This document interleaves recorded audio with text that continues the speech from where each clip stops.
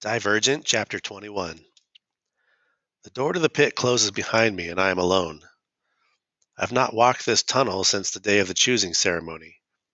I remember how I walked it then, my footsteps unsteady, searching for light. I walk it sure-footed now. I don't need light anymore. It has been 4 days since I spoke to Tori. Since then, Erudite has released 2 articles about abnegation.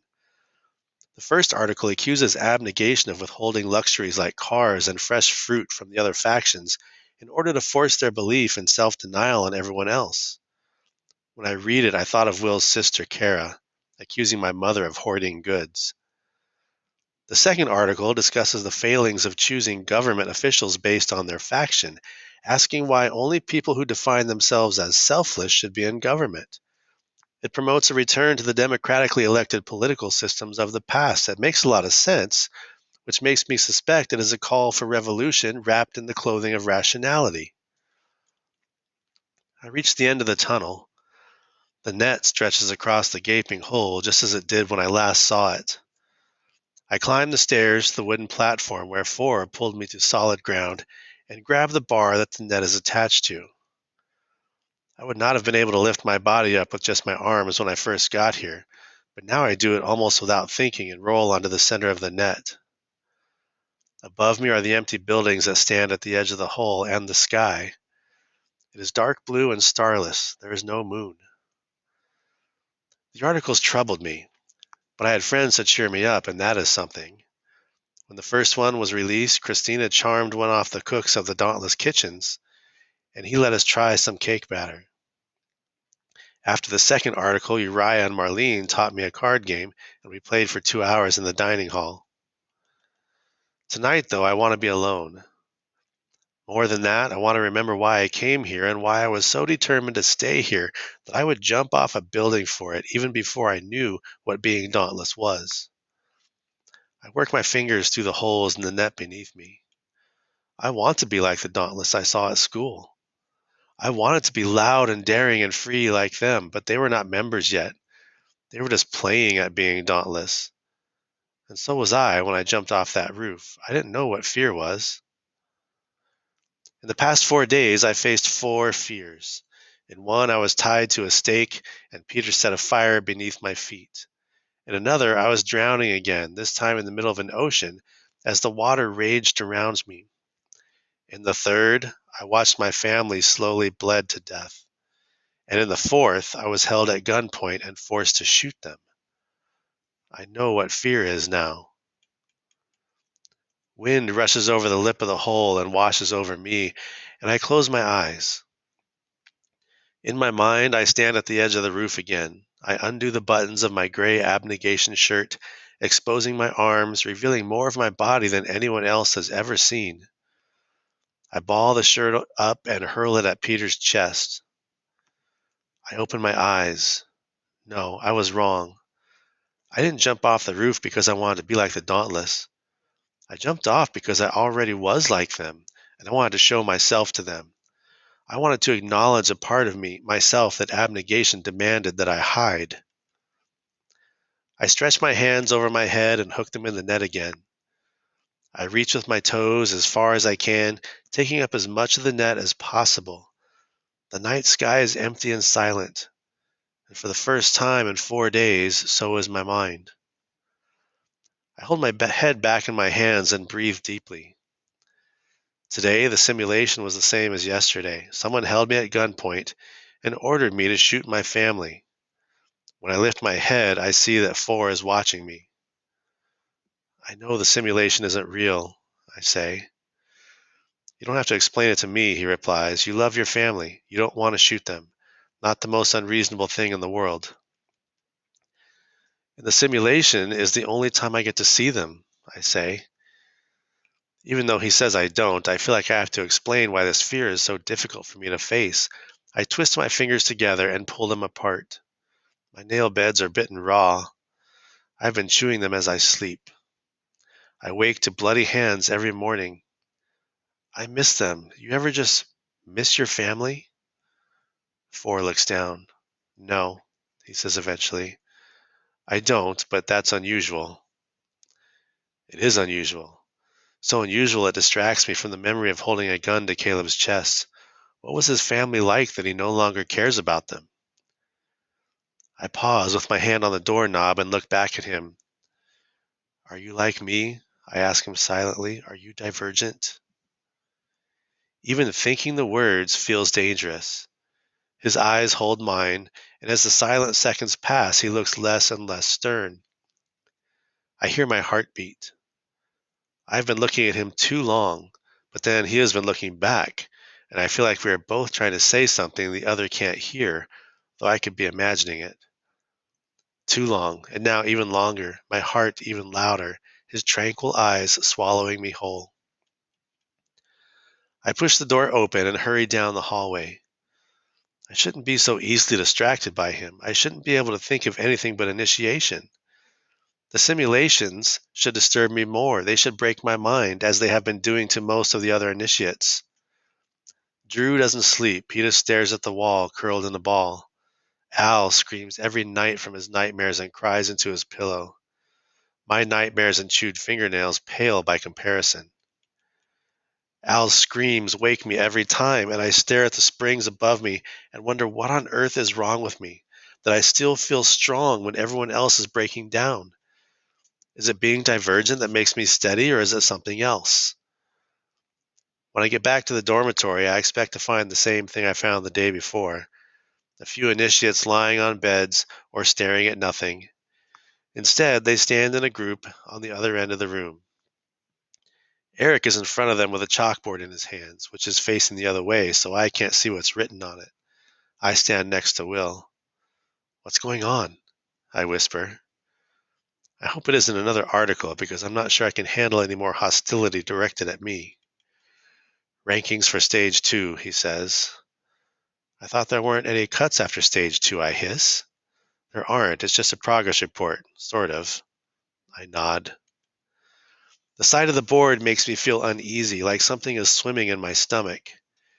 Eric lifts the board above his head and hangs it on the nail. When he steps aside, the room falls silent, and I crane my neck to see what it says. My name is in the first slot. Heads turn my direction. I follow the list down. Christina and Will are 7th and 9th, respectively. Peter is 2nd, but when I look at the time listed by his name, I realize that the margin between us is conspicuously wide.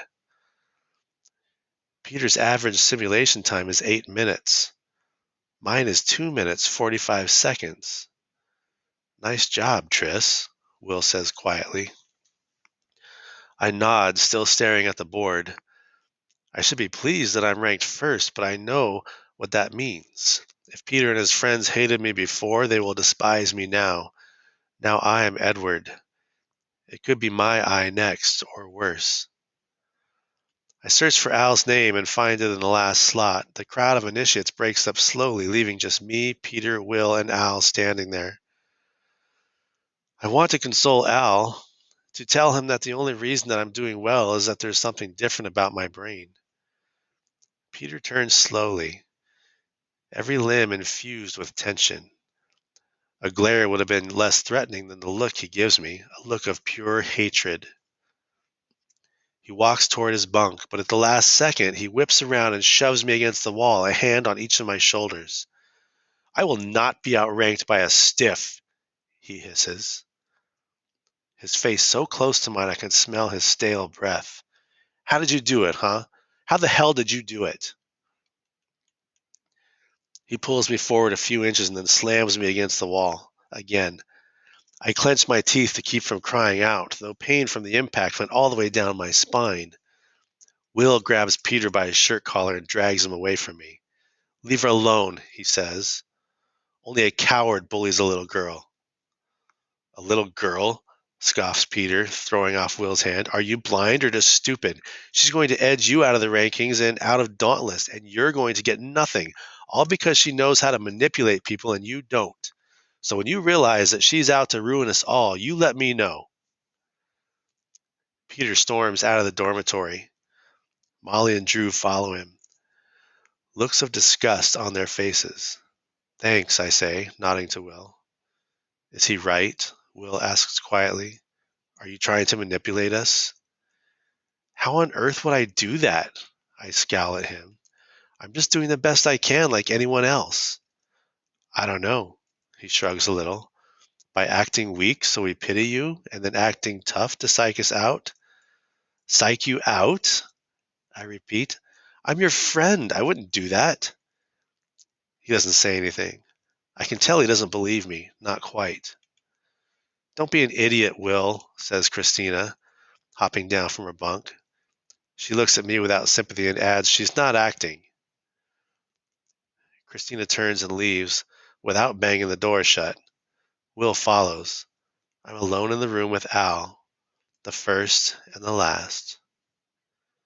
Al has never looked small before, but he does now, with his shoulders slumped and his body collapsing on itself like crumpled paper.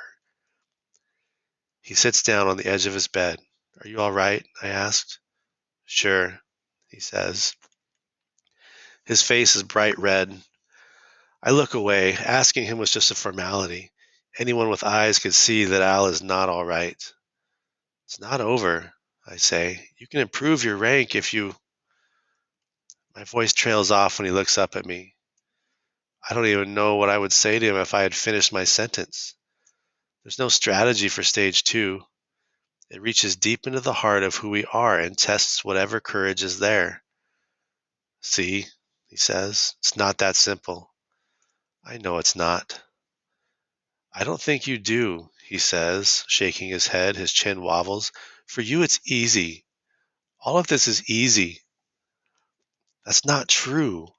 Yeah, it is. He closes his eyes. You aren't helping me by pretending it isn't. I'm not sure you can help me at all.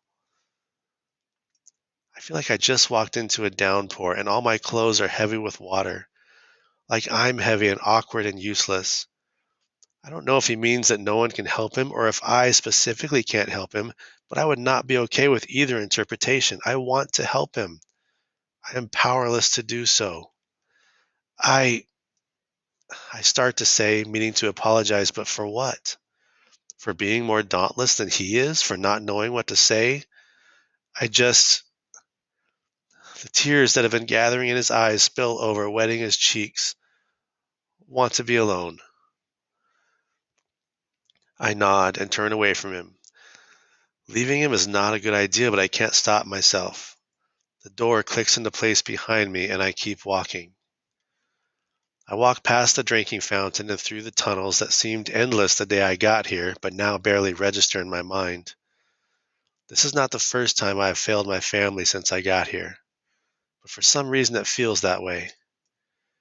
Every other time I failed, I knew what to do but chose not to do it. This time, I did not know what to do. Have I lost the ability to see what people need? Have I lost part of myself? I keep walking. I somehow find the hallway I sat in the day Edward left. I don't want to be alone, but I don't feel like I have much of a choice. I close my eyes and pay attention to the cold stone beneath me and breathe the musty underground air. Tris! Someone calls from the end of the hallway. Uriah jogs toward me. Behind him are Lynn and Marlene. Lynn is holding a muffin. Thought I would find you here. He crouches near my feet. I heard you got ranked first. So you just wanted to congratulate me? I smirk. Well, thanks. Someone should, he says. And I figured your friends might not be so congratulatory since their ranks aren't as high. So quit moping and come with us. I'm going to shoot a muffin off Marlene's head. The idea is so ridiculous I can't stop myself from laughing. I get up and follow Uriah to the end of the hallway where Marlene and Lynn are waiting. Lynn narrows her eyes at me, but Marlene grins. Why aren't you celebrating? She asks. You're practically guaranteed a top 10 spot if you keep it up.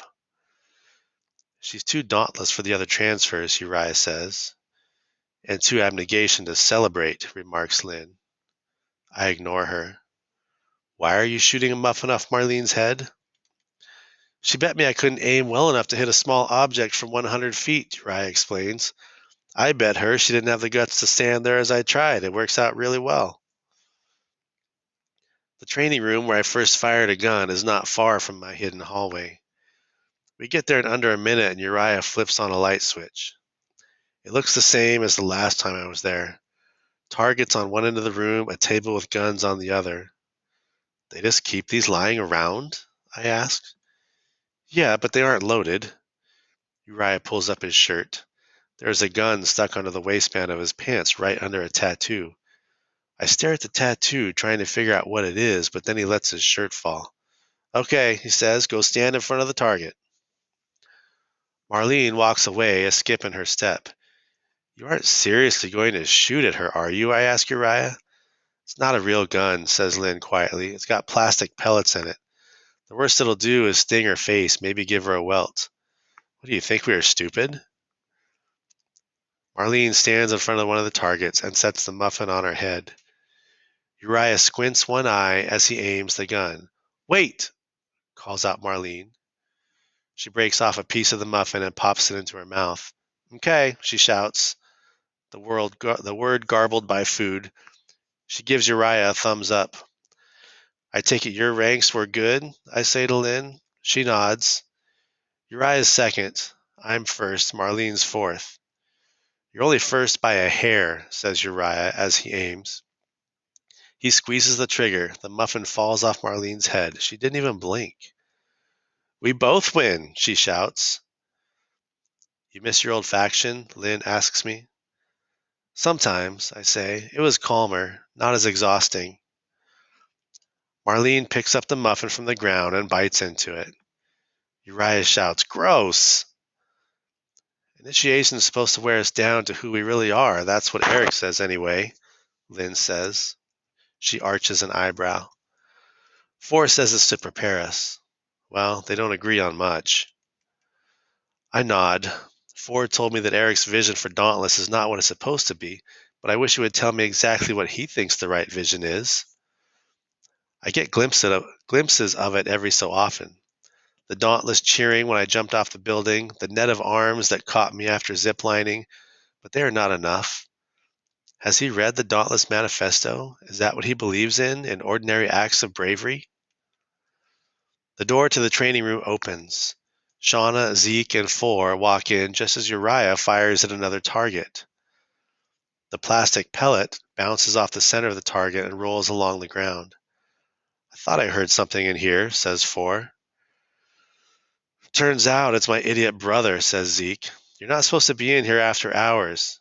Careful or 4 will tell Eric and then you'll be as good as scalped.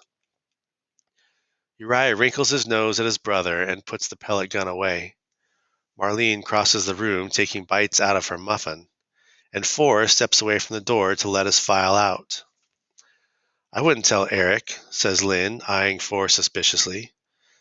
No, I wouldn't, he says. As I pass him, he rests his hand on the top of my back to usher me out, his palm pressing between my shoulder blades. I shiver. I hope he can't tell. The others walk down the hallway, Zeke and Uriah shoving each other. Marlene splitting her muffin with Shauna, Lynn marching in front. I start to follow them. Wait a second, 4 says. I turn toward him, wondering which version of 4 I'll see now. The one who scolds me, or the one who climbs Ferris wheels with me? He smiles a little, but the smile doesn't spread to his eyes, which look tense and worried. You belong here, you know that? He says. You belong with us. It'll be over soon. Just hold on, okay?